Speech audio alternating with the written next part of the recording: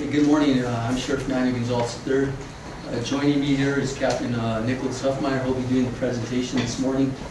Before we get started, just kind of want to make a comment before we get started. We're going to do a presentation that will be done by the captain, but one of our major concerns is the amount and the uptick of violence we're seeing towards law enforcement. All of us are aware of the death of the Santa Fe Police Department officer that occurred just within the last couple months. And then we had another shooting up in the East Mountains in our service area with the state police officer who got shot and wounded. And then just the same week that this incident that we're going to talk about today, which occurred on April 1st, during that week, 2 different deputies got shot at, which is very concerning for us. And it's very concerning for the public. And so what we did is we held a county-wide briefing to let the deputies know we're going to do everything in our power to enhance and focus on the training, the equipment, and the collaboration that it takes to keep them safe and the public safe. Because if we can't keep them safe, then we can't keep the public safe. And so we're going to stay focused on that for the remainder of the year. And we've already come up with a strategy, and we'll continue to work with our command staff to figure out how we're going to be able to allocate the resources they need in order to keep their safety at the highest level. And we're seeing this not only happen here, but because of the level of, or I should say the lack of consequences for violent offenders and holding them accountable, we're starting to see this starting to bleed over into law enforcement, which is very concerning for us. So that being said, this presentation is going to be this press conference is a little bit different. The captain will cover this in his presentation. There'll be body-worn video evidence turned over to you. There's also a video we'll supply you with, and Jamie and Angelina have those for you after the press conference. So that being said, Captain. Thanks, sir. Good morning, everyone. Thank you very much for being with us. For those of you who have attended some of our previous press conferences this year, you'll find this one is going to be in much the same format. So what I'd like to start by doing is giving you a general overview of the incident that took place that gave rise to the shooting, just as a background.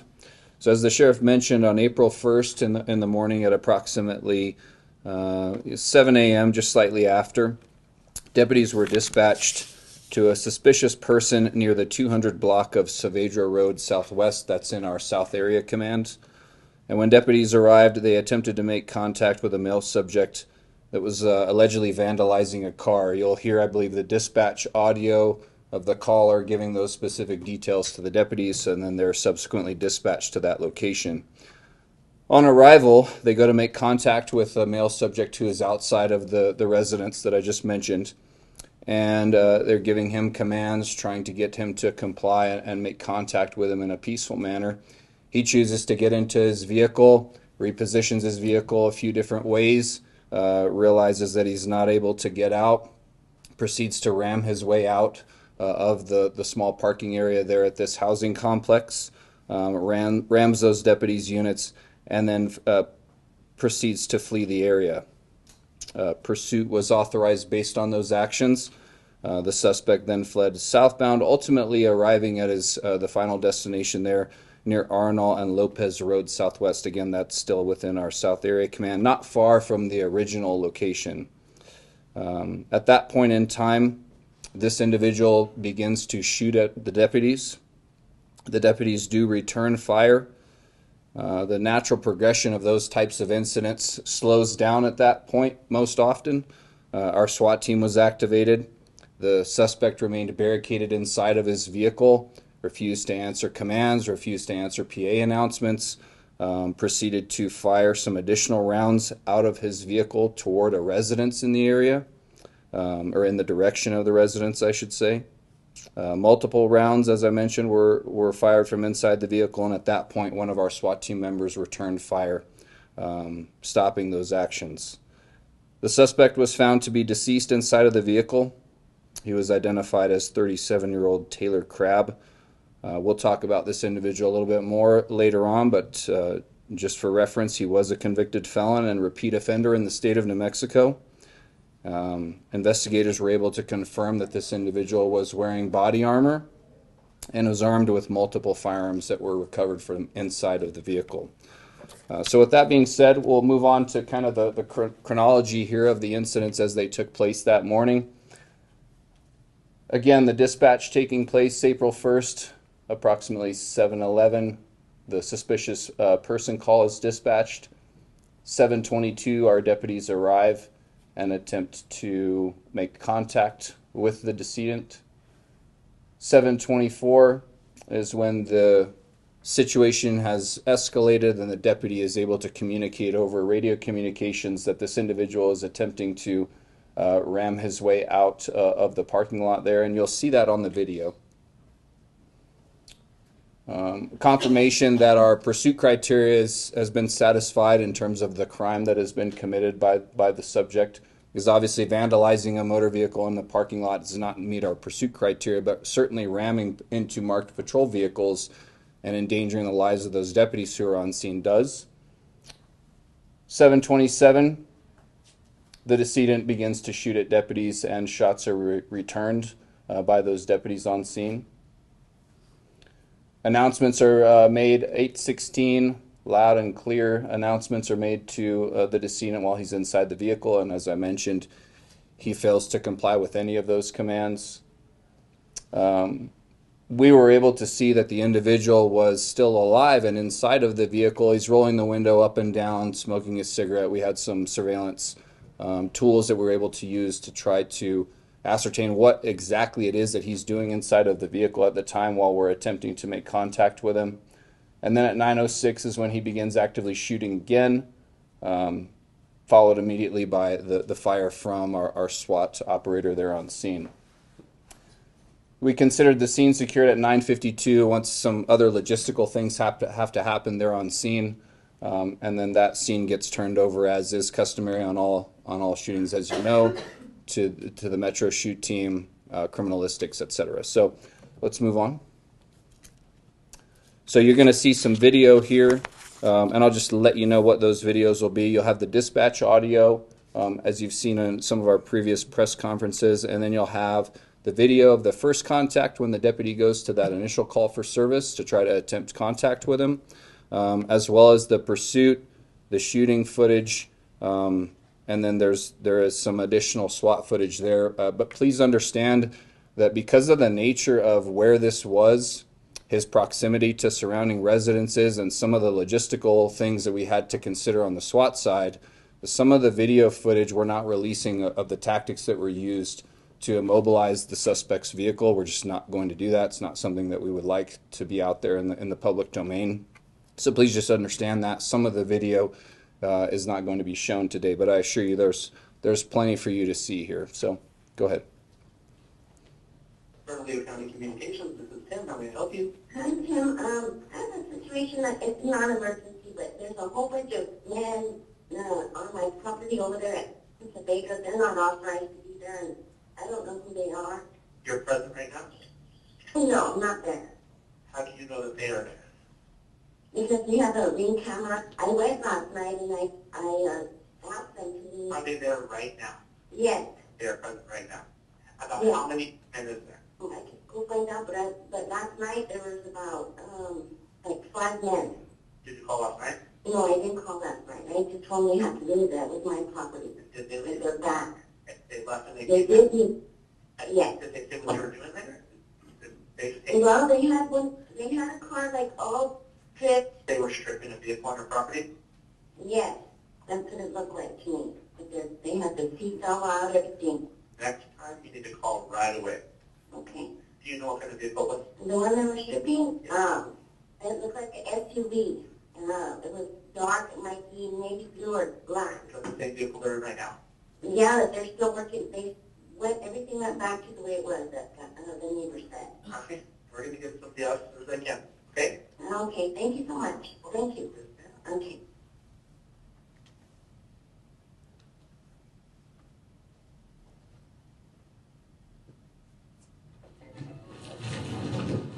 What's up, dude? Hey, wait up for a second. Fit in. Get out of the car! Good night. We have 122 stay on the vehicle, please. Get out of the car now! You can hear, and it might be a little difficult for you to hear, but you can hear him revving the engine on the vehicle. Pull it up, pull it up, pull it up, pull it up. Pull it up, pull up the car. Pull it up. I got him. Get out of the car!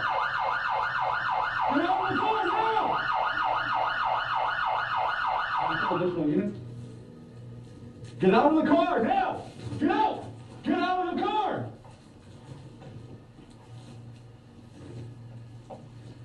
We're gonna go back up here. Can you pause it right there for 1 second? So you notice the deputy slide to his right a little bit. That's because the individual's in the vehicle jumping back and forth in the seat. The passenger door actually opens momentarily. When you go back and watch the video, you can see it. So he's trying to make sure that, or trying to at least get eyes on this individual to see what his intentions are, try to make contact with him. And then you hear him verbalize there in the video that he's going to wait right here for additional units.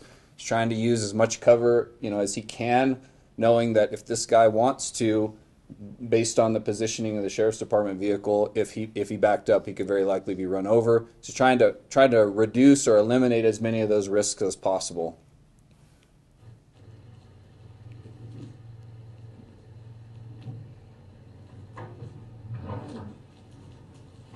That's an impact with the deputy unit there. You can hear the crumpling of the metal.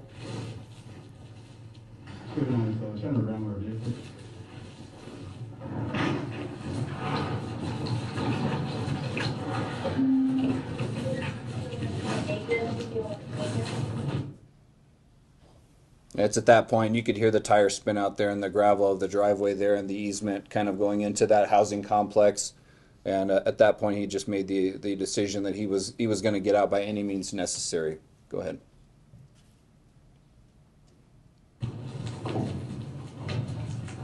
So we've increased the speed just for time's sake, because we're not going to stand here and watch 5 minutes of video of his steering wheel.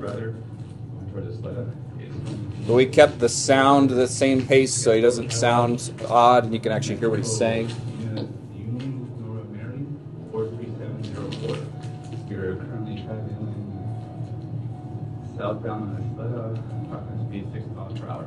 Aggravated battery, they rammed our vehicle with 157 myself. You pause it right there. Just one thing that I'd like to illustrate, just so that you can appreciate how difficult what it is that deputy is trying to do.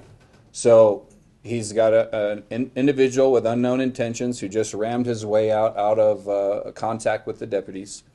He's giving very clear and calm commands while he's driving in a pursuit, indicating what the charges were, what the road conditions are, what the traffic conditions are. And I think that's a testament to our training in our department as a whole, that an individual is able to do that in a multitasking sense with the amount of adrenaline that no doubt he's experiencing right now. So go ahead.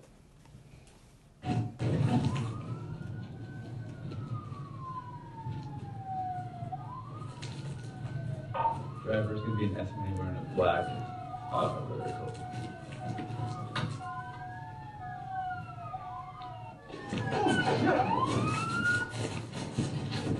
Shot fired, shot fired.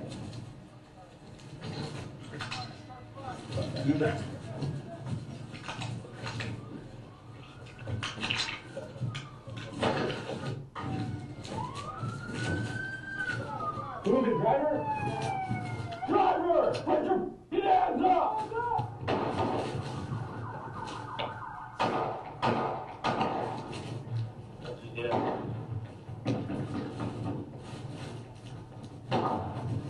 Get the shield! Get the shield! All right, driver is engaging us with gunfire. We need units code 3. Driver, put your hands up! Put your hands up!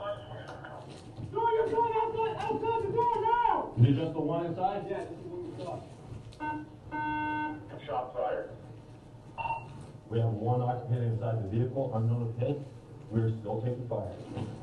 Driver, put your hands up! Driver's right! Pause right there before you start the next video. So you saw, an active gunfire exchange in both directions. You probably noted that when the primary deputy gets out, his malfunction occurs with his firearm. So while being shot at, he's got to go to the back of the vehicle, try to clear that malfunction so that he can re-engage in the incident. And then you hear them calling for some additional resources, a ballistic shield, additional units, some other things. So that just to break down what it is that you were hearing there. Go ahead.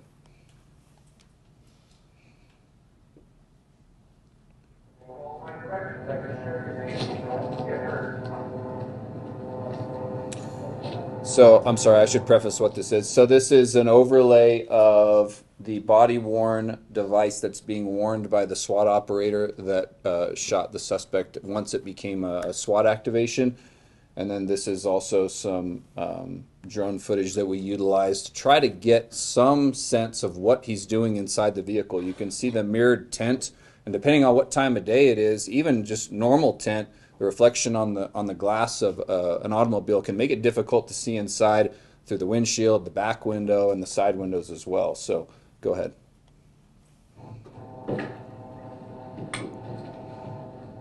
That is the suspect shooting out of his vehicle again.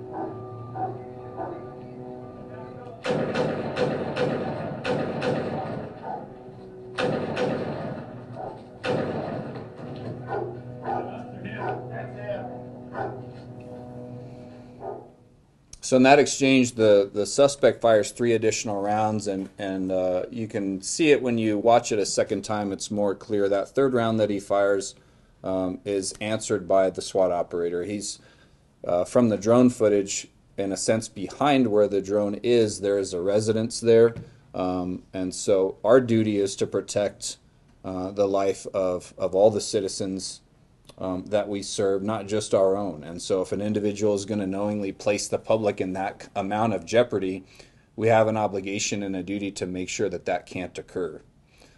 So we can move on from the video. As I mentioned, the decedent, Taylor John Crabb, born October 8th, 1984. Unfortunately, and this is often the case, a pretty extensive criminal history. In 2012, I'll read the small print there for you down on the lower left-hand side. He was sentenced to the Department of Corrections on a 14-year sentence for those top 2 offenses. So the 5 counts of battery on a peace officer and a count of disarming a peace officer. So you may be doing the math in your head and thinking, well, we're still within that. Why is he out in the public? And that's a great question that unfortunately our office can't answer. That would be a question that you'd probably need to refer to the Department of Corrections or those individuals who are sentencing him and then subsequently allowing these individuals out. Some other offenses equally of importance: child abuse, trafficking in controlled substance, numerous probation violations, resisting charge, that would be a misdemeanor. DWI, and then some traffic offenses. Go ahead. Some of the items that were recovered on scene. Those are just some of the criminalistics photos. There were 5 9mm casings that were collected there in and around the decedent. We had a variety of firearms. There were 2 9mm handguns, several magazines. There was a sawed-off shotgun that was also located. That is the bottom photo in the middle there. It's kind of hard to make out. It's partially wooden, just a very small sawed-off shotgun. Numerous rounds of ammunition, some narcotics, paraphernalia, etc., things that we commonly find in vehicles in situations like this, unfortunately.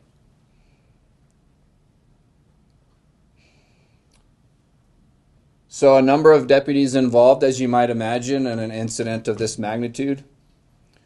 You have the patrol element deputies who responded to the initial call. We also have a class of recently graduated deputies who just completed our academy. So we had also had individuals who their their first few days on the job is being met with something like this. Can you imagine that? Going to work and then someone's trying to kill you. So Deputy Alfred Duchazet has been with our agency for approximately 3 years. Deputy Gustavo Araujo, 1 year of service. Deputy Cutter Pride, 4 years of service. And our SWAT operator, Deputy Barker, who's been with our agency for 23 years, a large number of them serving on our SWAT team, and this is his second shooting. With that, that's all the pertinent information that I have to share with you this morning. I am happy to take a couple questions if there are any, and if there aren't any, that's fine as well. So if you have one, feel free to raise your hand. I saw you first, sir. Yes. So the original, where he was, where they were stripping that car, there's no connection to the woman that was at that house. Is there any evidence why they were at that specific area? You're saying so the individuals there maybe not have a connection with the woman who called 911? Yeah, I'm wondering if Yeah. there's a connection. So my understanding is she's a caretaker, responsible party for that property. It looked like it was a multi-family apartment-style dwelling of some kind. And so I don't know exactly what her role is as a caretaker there. Obviously, she has some standing to call. She felt like criminal activity was afoot. So probably no connection. But what you often find, and we don't want to make assumptions about what people are doing necessarily, but these types of incidents where they're preceded with, a chop shop or something like that, it could have been that. It's certainly that's the information that we received. Unfortunately, we weren't given an opportunity by this individual to investigate that. Do you guys know if the suspect was injured during the first exchange? It appears that he probably was, yes, sir, but I don't know for certain. And then I was also going to ask, you mentioned that he was found wearing body armor. Yes, sir. Do you know maybe when he put that on, or was he wearing it the whole time? Or I don't. Can you go back to the photo of the criminalistics, or the slide with the criminalistics photos? All right, so in these photos, my understanding is, so the top row of photos, the third photo from the left there, that's a ballistic rifle plate. He had that on the back. Odd, I've not seen this before, but the bottom left photo, that's a weight plate. You can see the words Rogue on it. Rogue does not make body armor, they make fitness equipment, but he was wearing that on the front. So there's a type of fitness equipment where it's like a weighted vest that you're wearing. That slides into that. I've not seen it used that way before, but this individual apparently only had one rifle plate, so he's using whatever he had at the time. But to answer your question, no, I don't know when he donned that. He was moving around inside the vehicle for quite some time at the final termination point. It was quite a long time he was in there, so it could have been at any point. Yeah. Is that Yes, a sir. bullet impact on the bottom right of the plate? And do you know if that came from officers? I don't know, sir. I don't know. When you take a look at the report, it'd probably be documented in that once it's completed. I'm not even sure if criminalistics is sure of that just yet. Okay. Yes, sir.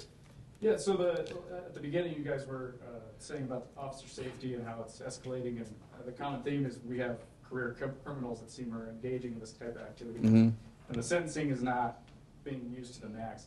As the sheriff's department looked at doing a model similar to the DA's office here, where they basically put officers that have been, considered in a case that there's a pending civil or criminal case against them. Have you looked at doing something similar with ADAs and judges that don't sentence or are lax on sentencing or punishing crime? No, sir, not to my knowledge. I think that our focus right now, as law enforcement, that second word is the important part. Our job is to enforce the criminal statutes in the state of New Mexico, and that's what our focus is on. I would agree with the insinuation that there's more to be done in the other branches of government as well, but the fact of the matter is we are responsible for our portion, and we take that responsibility very seriously, and trust me when I say that is in and of itself is a full-time job. Sir? Yes, sir. Have you been able to determine if Cobb was the only suspect there at the property of the morning of that shooting? I do not know that, sir. I know that the 911 call mentions multiple individuals being there. My experience tells me that and I'm not saying that it was an actual chop shop, but in a situation that's similar to that, there's often multiple individuals there. So as to whether or not he was there by himself that morning, I don't know that we'll ever know the answer to that. Was there any other links to other suspects? Not to my knowledge. Not to my knowledge. Yes, sir. Do you know where he got the guns? We do not yet at this time, sir. Okay. And did you guys find evidence of a crime, of like a car being stripped or anything like that at that scene it was initially at? I don't have the answer to that. I'm sorry. It's possible, but I don't know. Do you know how many total shots he fired throughout the whole incident? I don't, but I can tell you how many casings were recovered, and that may not be all inclusive. We recovered 5 shell casings at the scene. That's the best answer I can give you on that. And when you said that he was shooting in the direction of a residence, did that residence get hit? Was there any kind of damage there? Not to my knowledge. Yes, sir. Sorry. Sheriff, earlier you talked about planning and to try and protect your deputies. And I was curious, like, if you could maybe elaborate a little more on what that means, because I feel like that could mean so many different things. What kind of planning or what, yeah. And it does. So when we look at these incidents, we've been through this before. So what we start looking at is, are we gonna reallocate people from their positions to put them in the field so we can maintain the safety of the people in the field? It could mean additional training, tactical training for them. It could mean equipment. And we've had those discussions. So those are in the works, and that's going to be our focus. And that's probably about as much as we can elaborate on without giving anything up. But I will tell you, and what's very frustrating for all of us is that, whether we're seeing it here or throughout the state, is that you can't absolve or make excuses or acquit the behaviors of these people that are violent. And that's our biggest concern. And I want to emphasize that today, is that that's probably the number one thing we're focused on right now, because we're concerned about the safety of our people. And so for us, we believe there was a great opportunity during this session to look at legislation. And the fact that nothing's getting done is very frustrating for the law enforcement community, and that we have to resolve these things out in the public. It's very dangerous for the public. It's very dangerous for our deputies. So we would like to see in the future is the people that are representing us take a stronger stance on the legislation to make sure that there's consequences, so that these people aren't in the streets shooting recklessly at people. That's our number one concern. One thing that the sheriff mentioned in his countywide briefing that he talked about earlier was support. And he told the troops about support and how important that is. It's an intangible thing, and it's difficult for me to say. It's different than talking about a law getting passed. But it's no secret amongst the rank and file that if they don't feel supported, you don't get the same work output. And that support comes from the public and from administration or the command staff. I mean, I can't tell you how much of a difference it makes to a line level individual just to have a member of the public just tell them thanks. You know, so I think that the support aspect is something that's desperately needed in our profession as well. Any other questions? Last one. Yes, sir. Not for you specifically, but just in general. I was just going to ask, have you heard concerns from deputies following these incidents, just about going into these kind of situations? Go ahead, sir. What I will tell you at the countywide briefing is, and even the debriefing of our criminal investigations unit, is what some of the statements of the deputies were. Those are concerning to us. The fact that they couldn't believe that this person stopped in the middle of the street, which isn't normal, and just starts shooting at them. So we're seeing a change in behavior of the criminal, which is emboldening these people if there's no consequences. And going back to what I just said, is that that's our number one concern. So those type of statements are concerning for us, because, again, when they're just coming out of anywhere and shooting at our deputies, then who's next, right? Where's the line between keeping you safe? So that's our number one concern. I know there was an incident in Milwaukee just almost less than 2 weeks ago where they went into a police station and actively shot. And that's what we're trying to prevent or deter. And that's why we're concerned about the legislation. We're concerned about the attitudes of criminals towards law enforcement. And that's why we're going to be out in front of this. And that's why we mentioned all the things we mentioned earlier about focusing on training, equipment, and collaboration. That's going to be on our focus for the remainder of the year. Okay? Thank you. Folks, thank you very much. Don't forget, before you leave, get with our public information section so that we can give you those thumb drives that'll have all the pertinent information that you're going to want, okay? All right, thank you very much for coming. I appreciate it. Have a good rest of your day.